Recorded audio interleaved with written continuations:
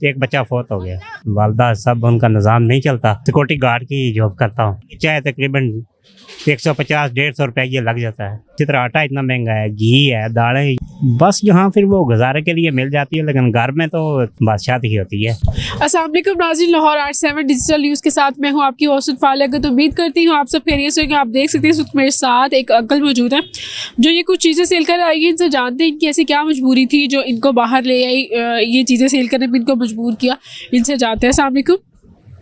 वालेकुम अस्सलाम। मैं सिक्योरिटी गार्ड की जॉब करता हूँ, तो वहाँ मेरी सैलरी है तकरीबन 16,000 रुपया, जिससे मेरा खाना पीना भी अपना है होटल पर।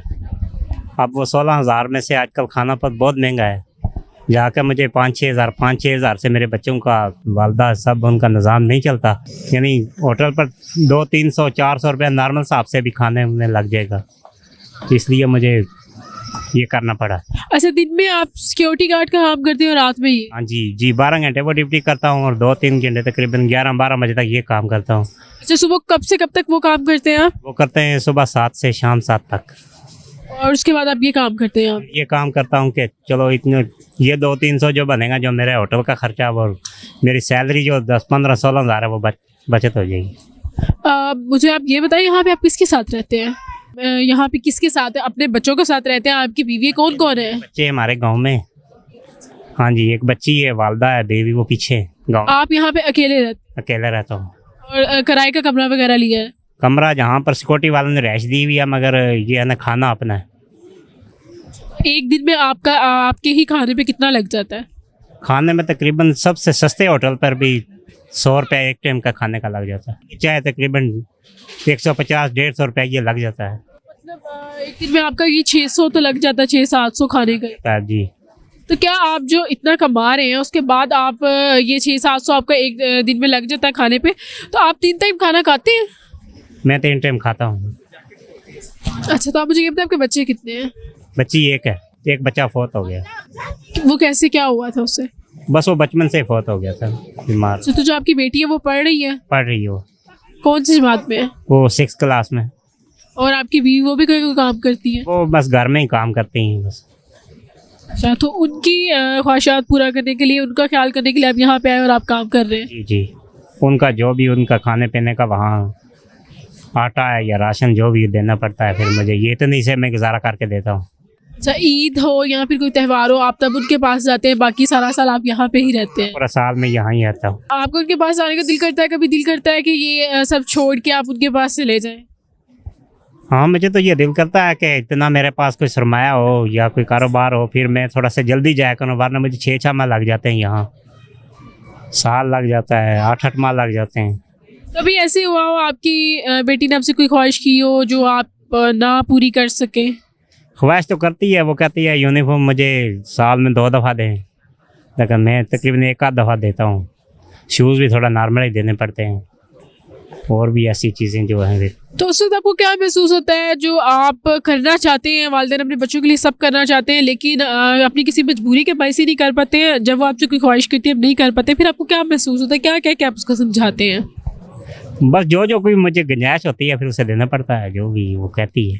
आपकी जो बीवी है, आप वो आपसे फरमाइशें करती हैं? जी जी। उनको भी समझाते हैं आप? जी जी। जब ईद होती है या फिर कोई त्यौहार होता है, तो उस टाइम पे कभी किसी ने आपकी मदद की हो, ना जाहिर करवाया हो, चुप करके आपकी मदद कर दी हो, या रिश्तेदारों में से किसी ने आपकी मदद की हो? रिश्तेदारों में तो कोई एक आध कर देते, इतने नहीं। अलबत्ता यहाँ पर जब रहता हूँ ना, मैं जॉब करता हूँ जहाँ पर, वहाँ के कुछ स्टाफ के लोग हैं, वो कुछ थोड़ा बहुत दे देते हैं। कभी आप यहाँ, हज़ार मुझे ईद हो गई तो उसमें मैं घर वालों के लिए भी कोई कपड़े वगैरह ये चीज़ बना लेता हूँ। कभी आप यहाँ पे आए हो और कोई बंदा आया, उसने आपको बगैर किसी को बताए या कोई चीज़ लिए चुप करके आपकी मदद कर दी हो, कोई ईद का मौका हो या कुछ हो, ताकि आप भी अपने बच्चों के लिए चीज़ें ले सकें, आप लोग भी खुशियाँ बांट सकें? नहीं, ये तो इतने नहीं किए किसी ने। जहाँ पर जॉब करता हूँ वहाँ थोड़ा बहुत मिल जाता है, यानी अगर चाय के लिए कुछ ना कुछ थोड़ा बहुत। अच्छा, तो कितनी देर से आप ये नौकरी कर रहे हैं यहाँ पे? ये मुझे तकरीबन इसमें 12-15 साल लगे इसमें। और ये वाला काम ये लिबर्टी में आके कब से शुरू किया है? मैंने तकरीबन 6 माह से शुरू किया है। तो यहाँ से आप कितना कमाते हैं? आपने कहा 300-400।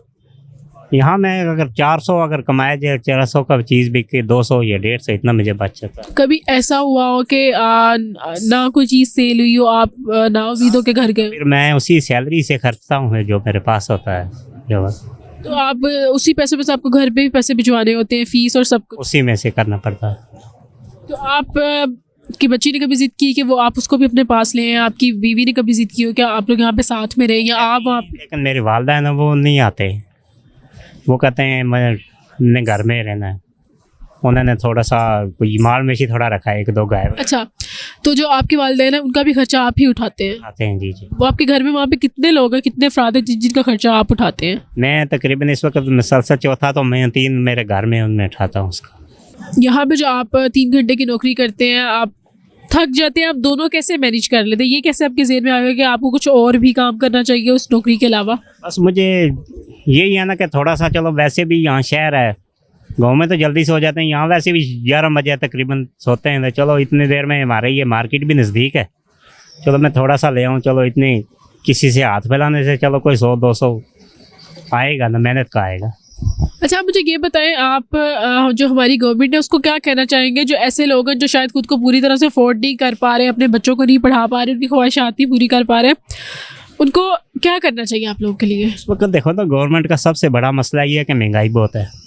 अगर 150 या 180 रुपये चीनी होगी किलो, तो हमारे गांव में ऐसे ऐसे हैं जो 8-8 बंदे जो किलो चीनी रोज़ाना की लगती है। उसमें इसी तरह आटा इतना महंगा है, घी है, दालें, ये गरीब लोगों की चीज़ें 5-6, तो ये तो लाजमी थोड़ी सी सस्ती होनी चाहिए ताकि गरीब इसको अफोर्ड कर सकें। ज़ाहिर है उस गांव में वहाँ उधर ज़्यादा चाय चलती है, चाय में खर्चा बहुत है। अच्छा, आप जब आपको सबसे ज़्यादा खाने में क्या चीज़ पसंद है? जिस तरह से आपको घर पे खाना मिलता है, जिस तरह से आपको वहाँ पे ख्याल किया जाता है, क्या सब वो चीज़ें यहाँ पे मौजूद हैं आपके पास? वही आपको तसल्ली होती है दिल को यहाँ पे रह के, या नहीं? बस यहाँ फिर वो गुजारे के लिए मिल जाती है, लेकिन घर में तो सादा सा सादा खाना, वो भी एक बादशाह ही होती है। आपको यहाँ पे लाहौर आए कितने साल हो गए?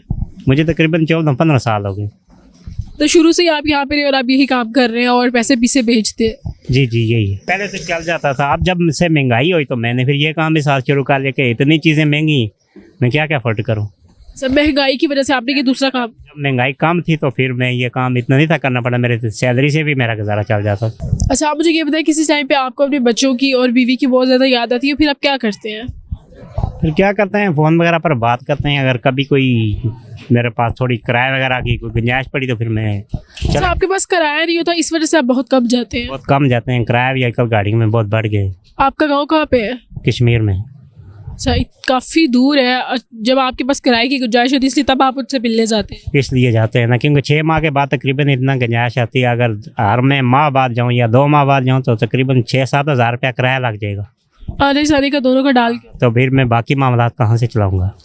जी नाज़रीन, आपने जानी इनकी कहानी। उन्होंने यही कहा कि वो सिक्योरिटी गार्ड की नौकरी करें, उसके साथ साथ उसके बाद वो ये काम करते हैं सिर्फ अपना खर्चा पूरा करने के लिए। उन्होंने भीख को प्रेफर नहीं किया, उन्होंने भीख नहीं मांगी, ऐसी चीज़ों में नहीं पड़े। उन्होंने कहा उससे बेहतर ये है वो खुद निकले बाहर, मेहनत करें और अपनी बच्ची के लिए वो कमाएं, उसकी ख्वाहिशात को पूरा करें। इंशाल्लाह मुलाकात होती है किसी अगली कहानी में, तब तक के लिए मुझे दीजिए इजाज़त। अल्लाह निगहबान।